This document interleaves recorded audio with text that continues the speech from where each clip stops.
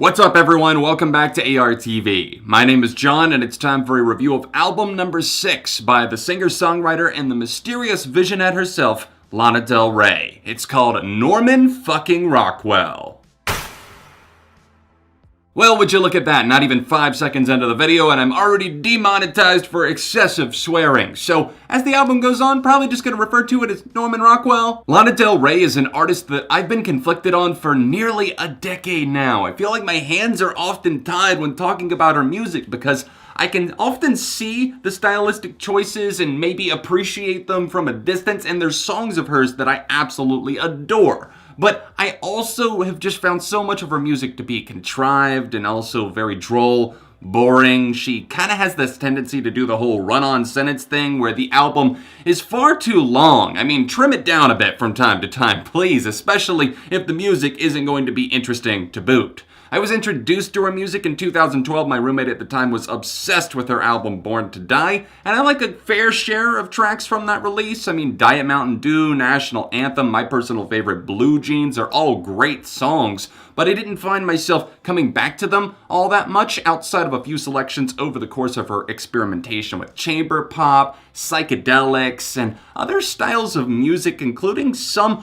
borderline top 40 stuff on her last album, Lust for Life, that definitely saw a happier mood, a step away from the sadcore that she'd been imposing for the majority of her discography up to that point. But honestly, I do like when she's being sad, but with a hint of optimism. Lust for Life just felt so messy. The track list was way too long. I mean, 70 plus minutes and all of the featured guests. There was no flow. It was so uneven. But I was so surprised to see that she had Jack Antonoff in the studio for this one, producing almost every song on this new release. And throughout the course of 14 songs, Lana Del Rey proves her versatility as an artist, and it proves also that if you strip away some of the core problems with your artistry, that you can actually be a pretty great artist. Norman Rockwell is an album that sees itself manifesting confidence throughout the track list. It's not that she hasn't had that in the past, it's just that this album is able to stand taller. I think her lyrical content, the way that she writes songs this time around, it feels much more earnest, much more raw, and I also get that feeling from the musicality of the record. Jack Antonoff let her pretty much just do a lot of these songs live in the studio, and we just kind of get that feeling of being the fly on the wall, looking in at these performances. They're very intimate, stripped at times, and again, guided by pianos, but still, I feel that the way that she works in the other organic instrumentation is pretty lush. I like the use of synthesizers. The guitars that do pop up, they're used sparingly, but still, when they are slid in there, I'm like saying I want more of this in the future, please. With it being a Lana Del Rey album, it is unfortunately a coin toss when it comes down to the track list length and size, the sheer magnitude of the amount of songs. It can get a little bit overwhelming, and I feel that this album navigates pretty nicely the majority of the time, but still, there's a point in like the middle of the record where you're like out there in the middle of the ocean and you realize that you're sitting in your raft and you kind of snap out of it and you're like, oh, we're still only like halfway through this thing, huh? She has a tight grip the first half of the record, I would say, but somewhere after Cinnamon Girl, I would say she really starts to lose focus just a bit. But the good thing is that the narrative builds itself to be so strong, at least on some of the tracks, that it champions the others to make you be like, I'm gonna pull through, I'm gonna continue listening to this because I want to hear what else she has to say. As I mentioned at the start of this review, when you start to strip away some of the core problems that an artist has continued to present time and time again, things that just aren't working and make the music sound a little bit forced or contrived, I feel that Lana and Jack Antonoff both deserve a lot of credit for taking off some of the layering, some of the echo that had been placed on her voice, so much filtering for so long. I feel again that that's why this record feels more impactful and raw, because we're genuinely hearing this artist's voice almost for the first time. Not to say that she's never stripped it back before, but I honestly feel that this album excels in some departments, especially vocally, because we can truly engage with her. I would say listen to this album with headphones because it's a very intimate experience. I made the mistake of my first few listens being on speakers, and then I put on the headphones and I'm like, oh, it's a whole new world. Of course, vocal filtering was not the only problem with Lana's back catalog. I feel that storytelling and also just the overall looseness that just felt like structureless at times was a big issue for me. And here on this record, I do feel that she's done a good job to kind of tighten the bolts up a bit. But the storytelling, it can still sometimes feel a little bit out there, like I'm not too invested in this. But more often than not, I would say with Norman Rockwell, this is an album that presents itself as a strong and sturdy companion, something that you can turn to, especially in those late night hours. Throw it on and you're like, oh, I'm either sad or happy or just feeling something.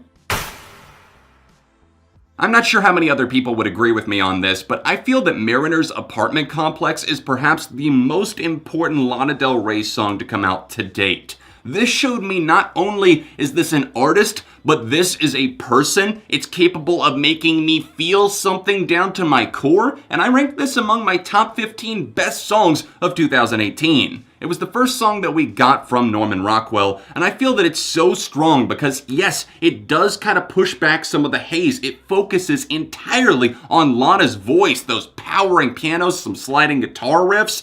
It's a great track, honestly phenomenal, probably my favorite Lana Del Rey song to date. Venice Bitch was a pretty solid follow-up to that, and I did enjoy the song despite the fact that it does run on for far too long. I mean, this song, it doesn't need to be 9 minutes. I mean, I know they're toying with psychedelic sounds and noises and instrumentals here, but it just feels like it's kind of like at the 7-minute mark, pushing the boundaries of what I can really experience with Lana on this song. The start is great. I love the focus, and I love the almost playfulness on this one, but still, in a way, this is very much a night driving record, and I hear that on so many of the other songs. The Greatest is another standout to me. This song does a great job with vocal melodies and also restraint. That's something that can hinder a few of the other cuts, especially the ones that came like right before that. But here on The Greatest, I feel that she gets everything right. Like everything just kind of falls into place. The dominoes are all falling in the correct order. The title track, Norman fucking Rockwell, kind of does a nice job right out of the gate at setting the mood, the tension, but also the looseness that this album was trying to capture. That pops up once again on the recurrent tracks as we continue to move our way through this record. I would say that Fuck It, I Love You kind of brings into the equation the same lover, at least it seems that way to me, this man that's in her life. And on that track in particular, I just feel that there's so much substance lacking. It's songs like that that make me kind of be like, all right, are we going to call this thing off? Is it not working as well as I thought it was going to work? It just gets so damn repetitive. Fuck it, I love you. And then the skittering drums and percussion in the background didn't exactly help it land in positive territory. It just kind of feels like more of an outlier. If you can stay awake through some of this album's biggest snoozers like Bartender and Love Song, then I highly recommend checking out some of the top tier tracks like How to Disappear.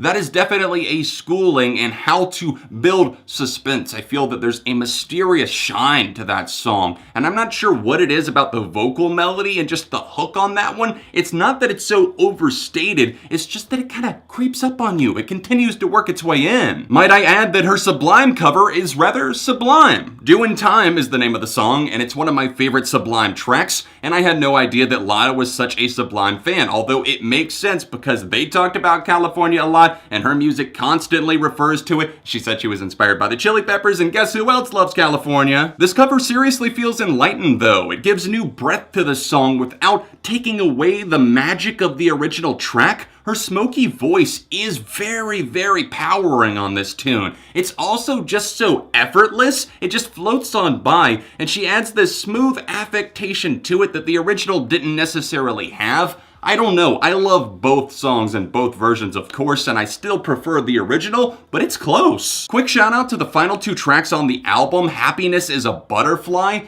that one just kind of keeps you dangling in suspense in a way, and then it brings in some lyrics, a name check about a serial killer, kind of to describe this man that her friends are telling her are no good for her, but she doesn't care because she's like, this guy's already hurt, and if he's gonna hurt me, he's hurt even more. And it was just a track that I didn't see coming. There was a lack of predictability, which is always refreshing with Lana's music. And then the closing moment, hope is a dangerous thing for a woman like me to have, but I have it. This is definitely an empowered moment, something in the wake of the Me Too movement that once again feels confident from Lana, and I like this stand that she takes here. It does kind of wander on a little bit too long in the final minute or two, but still, it's not a complaint that's big enough to take away from that driving vocal melody, the overall hook, and the understated kind of flexibility of this track. It conforms to several different things without conforming to anything at all. To tie everything together here, I'm just going to go out on a limb and say it. This is Lana Del Rey's best album to date. It's still definitely imperfect in many ways and often unbalanced, occasionally tedious, but still, there are more solid tracks, more well-written and performed songs than she's ever had in an album before. It's definitely a lengthy listen. It can be a night drive album, something to just put on the headphones and fall into bed to, but overall, I'm impressed with the effort. Overall, I'm going to rate this a 3.5 out of 5. Any and all thoughts are welcomed in the comment section down below. Join the discussion, and while you're here, drop a like on the video. Keep in mind, it's all just my opinion. If you want to see my review of Lust for Life, then tap this card right here, or tap over here for another recent review. Be sure to follow me on Instagram. That is linked down below, ARTV John, and I will see you soon for more right here on ARTV.